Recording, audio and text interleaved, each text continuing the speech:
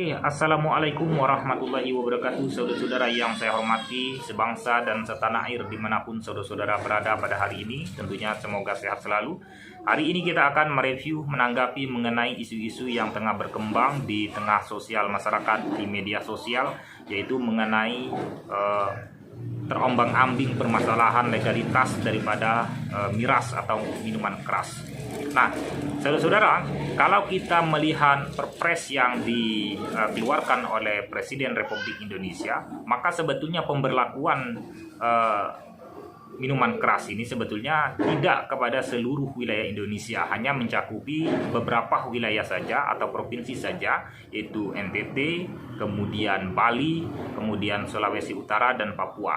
Nah, keempat provinsi yang sebagai syarat utama untuk pembolehan miras ini adalah, notabene-nya kalau kita melihat penduduk berdasarkan agama, di sana Muslim hanya sebuah agama minoritas, dalam artian di sana didominasi oleh penduduk yang non Muslim. Nah, kenapa kemudian kita perlu kemudian melihat atau menyoroti dari aspek keagamaan ini? Karena kita tahu bahwa di dalam Islam jelas bahwa minuman keras itu adalah haram dan tidak diperkenankan, baik menjual, kemudian membuka ruang bagi penyebaran ataupun konsumsi minuman keras. Nah, saudara-saudara, artinya bangsa kita Indonesia ini, negara kita Indonesia ini, sungguh pun kita sebetulnya bukan negara agama atau mengakui agama tertentu sebagai agama negara, tetapi kita ini adalah negara berketuhanan, bukan negara yang beragama tapi berketuhanan.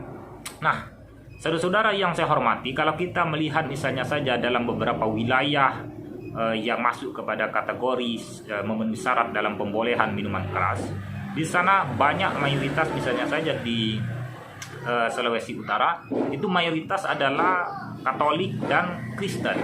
Nah, pertanyaannya adalah apakah kemudian penduduk yang notabene-nya adalah mayoritas non-Muslim itu seperti Kristen, Katolik itu menolak terhadap perpres ini? Nah, ini menjadi sebuah jawaban penting bagi kita. Jika penduduk di sana, baik berdasarkan landasan keagamaan, keyakinan keagamaan, atau prinsip-prinsip tertentu tentang sudut pandang mereka tentang miras, maka kita juga tidak bisa memaksakan kehendak, karena negara ini adalah bukan negara Islam. Jadi kalau kita misalnya menolak pada sebuah komunitas, misalnya mayoritas itu adalah non-Muslim yang saya katakanlah tidak mengharamkan miras, misalnya di dalam agama-agama tertentu seperti Kristen tidak melarang miras, maka ketika kita memaksakan kehendak untuk kemudian seluruh regulasi, seluruh aturan harus disesuaikan dengan konsep Islam, ini juga saya rasa kurang elok dan kurang adil ya. Nah, jadi saudara-saudara yang saya hormati, dalam kesempatan ini saya merasa perlunya kita bersikap secara dewasa di dalam beragama ataupun dalam bernegara. Nah, kemudian kalau kita apa relevansinya dengan misalnya beberapa putusan ataupun keterangan dari Ketua MUI dengan putusan daripada Presiden Republik Indonesia tentang perpres ini? Apa hubungannya? MUI itu kan adalah Majelis Ulama Indonesia yang basisnya adalah Islam. Tentu saja ketika ada sebuah ketentuan peraturan yang berkaitan dengan miras, judi ataupun sejenisnya, pasti dia selalu berpedoman kepada prinsip-prinsip Islam. Nah, permasalahannya dalam kesempatan ini, maka Majelis Ulama Indonesia dengan perpres ini tidak memiliki kaitan yang cukup berarti. Nah, saudara-saudara yang saya hormati, betul memang kalau kita melihat secara komprehensif juga ada dampak positif dan dampak negatifnya.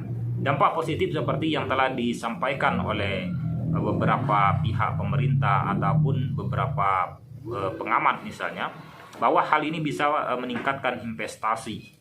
Nah, tetapi saudara-saudara yang saya hormati, perlu juga kita ketahui bahwa implikasi hukum ini terhadap permasalahan-permasalahan lainnya. Nah, misalnya ketika miras ini secara fisik memiliki dampak yang besar terhadap kesehatan, terhadap kondisi psikologis kemanusiaan, Dan karena ketika kita membuka ruang ini, maka tentunya bukan hanya investasi dari luar yang akan kemudian masuk menjadi para konsumsi miras ini, tetapi hal ini berpeluang kemudian bisa menarik ataupun mengundang penduduk-penduduk yang ada di Indonesia untuk kemudian menjadikan beberapa tempat atau wilayah seperti Bali, NTT, kemudian Sulawesi Utara itu sebagai tempat berrelaksasi untuk menikmati minuman keras dan lain sebagainya. Nah, hal ini juga semestinya dalam pandangan sosial menjadi pertimbangan bagi seorang presiden ataupun pemerintah juga. Nah, saudara-saudara yang saya hormati, kemudian ketika kita misalnya mengaitkan hal ini dengan semacam berpikir secara logis, mungkinkah hal ini bisa kita persamakan dengan katakanlah sebagai kasus narkoba misalnya? Bisakah narkoba itu menjadi sebuah kearifan lokal pada suatu wilayah di Indonesia? Hal ini juga sebetulnya mengalami kerancauan. Kita tahu bahwa efek daripada baik dalam sudut pandang keagamaan ataupun kita melihat dampak yang nyata, yang real dari miras dan narkoba ini memiliki dampak yang sama-sama bahaya ya. Nah, ketika kita mengaitkan misalnya, bisakah narkoba itu menjadi semacam sebuah kearifan lokal? Nah, ini juga akan menjadi sebuah kerancauan. Nah, saudara-saudara yang saya hormati, oleh karena itu dalam menanggapi permasalahan ini saya berkeyakinan betul bahwa langkah pertama yang harus menjadi sebuah perhatian penting adalah bagaimana kemudian masyarakat di sana menanggapi permasalahan ini. Apakah kemudian masyarakat ini menerima atau kemudian menentang ataupun menolak daripada peraturan ataupun keputusan presiden melalui legalitas miras ini. Nah, saudara-saudara, yang kedua misalnya jika beberapa wilayah tersebut penduduknya adalah mayoritas mendukung legalitas daripada miras, maka sebetulnya hal ini menjadi poin penting bahwa legalitas daripada miras itu adalah atas kehendak masyarakat dan rakyat sendiri. Nah, saudara-saudara yang saya hormati, selain daripada itu, saya juga ingin mengkritik mengenai pandangan kita selalu mengaitkan segala permasalahan itu dengan perspektif kita, perspektif Islam misalnya. Nah, oleh karena itu, saudara-saudara yang saya hormati, oleh karena itu sekali lagi langkah bijak yang penting kita lakukan adalah kita akan melihat bagaimana respon masyarakat di sana. Jika masyarakat di sana setuju-setuju saja, kenapa kita di luar provinsi tersebut yang tidak memiliki kaitan penting kita merasa berkeberatan. Nah, saya rasa demikian mengenai isu-isu miras seputar legalitas daripada miras yang dikeluarkan Presiden melalui Perpresnya. Saudara yang saya hormati, terima kasih telah menyaksikan video ini dan saya akhiri billahi taufik walhidayah. Wassalamualaikum warahmatullahi wabarakatuh.